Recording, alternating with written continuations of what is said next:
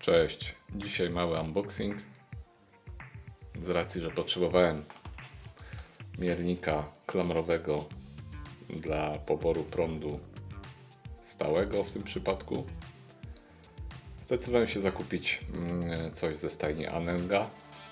Jest to model Aneng CM86. Tak. Jak widać, jest to multimetr z funkcją pomiaru prądu przemiennego i stałego za pomocą takiej oto pętli. Potrzebowałem czegoś takiego z racji, że buduję, tak jak ostatnio widzieliście, wzmacniacze wysokiej częstotliwości. Ostatnio ukończyłem na pasmo 2 metry, teraz składam na pasmo KF-owe od 160 do 6 metrów. Więc tam, żeby szybko podejrzeć, jaki prąd pobiera mój wzmacniacz z zasilacza, to przyda mi się właśnie taka do szybkiego pomiaru pętla, którą zapinamy sobie na kablu zasilającym. No i padło na taki oto miernik. Zakupiłem, otrzymałem niedawno. Zobaczmy, co ma w środku ten model. Jeszcze go nie otwierałem. W środku otrzymujemy nasz multimetr. Zaraz sobie przejdziemy do niego. Sondy pomiarowe, nawet dość miękkie. Sonda do pomiaru temperatury i oczywiście instrukcja obsługi. To na bok. Zajmiemy się tym, co najciekawsze, czyli miernikiem. Ok. Rozmiary miernika takie chyba standardowe. Tu dalsza pętla, którą zamykamy, przez którą będziemy mierzyć nasz prąd. Działa dość tak sprężyście. Funkcje wybierane. O, nie mamy baterii. Funkcje wybierane za pomocą obrotowego przełącznika, który można również tak przełączać, podejrzewam.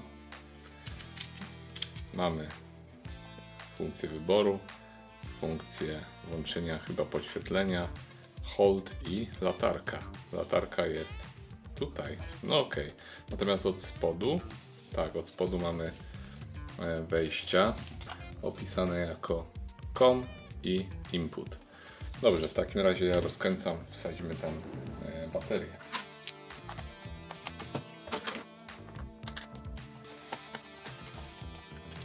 Dwa paluszki AAA. Ok, udało mi się znaleźć dwa paluszki potrójne AAA.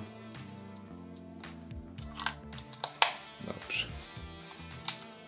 Działa, więc mogę zakręcić. No i włączmy sobie nasz miernik. Pomiar prądu zmiennego do 600 A. Zmiennego i stałego teraz 60 A. Podejrzewamy, tym się zmienia tak. Funkcja na DC.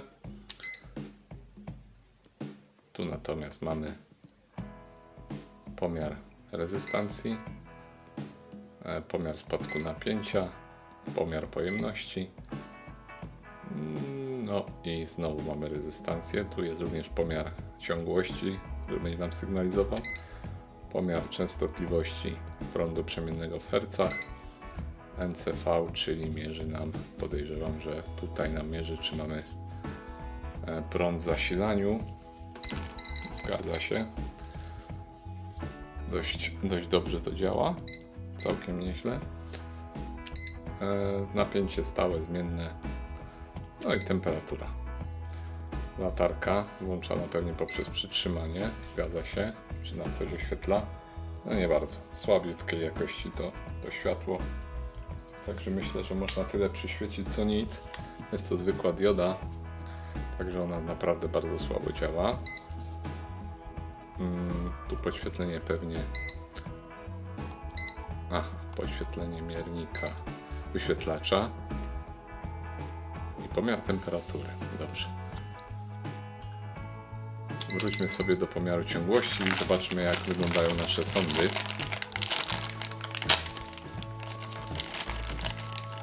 Pomiarowe. Kable dość miękkie.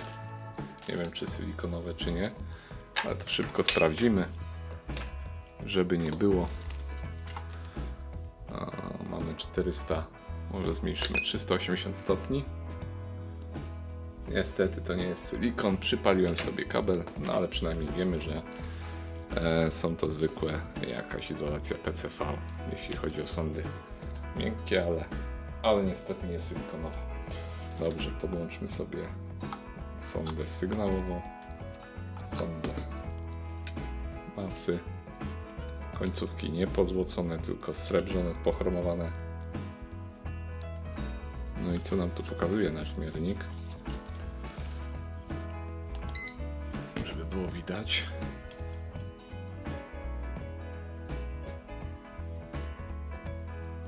Zero, ale może teraz spadek napięcia. Nie ma sygnalizacji dźwiękowej? Pomiar spadku napięcia. Tu jest pojemność. Aha, tu jest sygnalizacja dźwiękowa. No dość żwawo działa, muszę powiedzieć, bo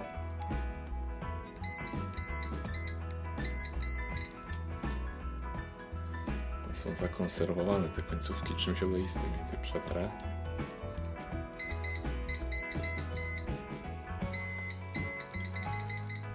No dość szybko działa. Jeśli chodzi o sygnalizację dźwiękową, to działa ona całkiem przyzwoicie. To muszę przyznać, że szybko działa i na tym mi zależało. Tak na szybko zobaczmy sobie pomiar napięcia. Napięcie stałe. Dajmy sobie napięcie z mojego zasilacza regulowanego.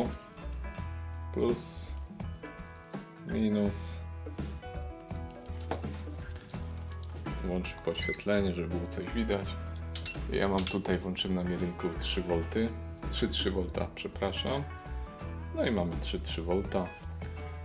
5 V równe na zasilaczu. 5 V, odczyt do 3 miejsc. Po przecinku. Funkcja hold.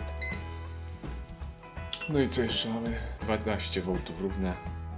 Podaje nam 11,99, także dokładność jakąś tam ma. Do potrzeb takich moich wystarczająca. Nie wiem, czy będę wykorzystywał go do pomiaru właśnie takich napięć, bo mam inny miernik.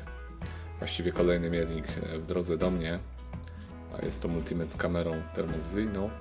Natomiast ten Aneng z racji ceny tylko chciałem wykorzystywać do pomiaru prądu.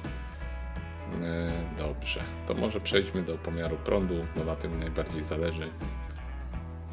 Więc zapnę sobie zaraz, a może zaś jakiś transceiver, bo tam będzie dość duży pobór prądu, jeśli włączę nadawanie.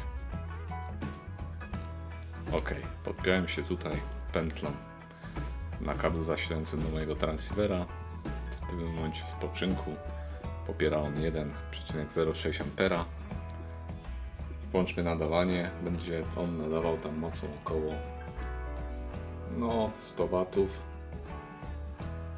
Dobrze.